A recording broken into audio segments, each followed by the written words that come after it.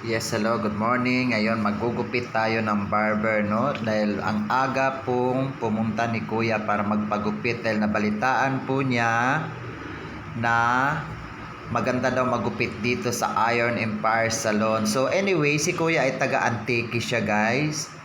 So ngayon, pumunta siya rito. Ang aga-aga talaga niya, baka daw mamaya marami ng pila, hindi siya makasingit. Then gupit lang daw yung papagawa niya, baka daw mamaya hindi ko siya papansinin. Doon siya nagkamali.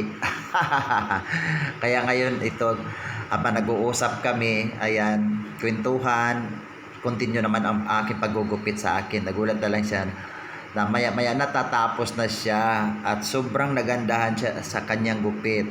Talagang nagustuhan niya. Nakaka-inlove si Kuya. Storytelling talaga si Kuya. Kaya tingnan nyo, guys, nag-uusap kami dyan. Talagang matagal na pala niya akong sinusubaybayan. Tapos ngayon, nakarating na talaga siya dito sa akin, no?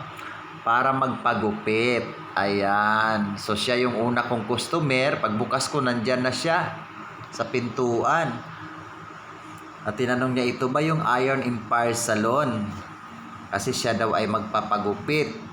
Oo, dahil marami na daw siya napagtanungan kung saan talaga banda. Ngayon natuntun talaga niya ako, guys. No? So ngayon sabi niya, dito na ako laging magpapagupit sa iyo kasi gustong gusto ko yung mga gupit mo sa mga kasama ko. Ayan. Di ba, guys? Tingnan mo. Ayan, oh. O, di ba? Ganyan si Kuya. Ayan. Side by side, back. Ayan, and then front. Pugi na ni Kuya. Pugi yarn. Thank you so much, guys.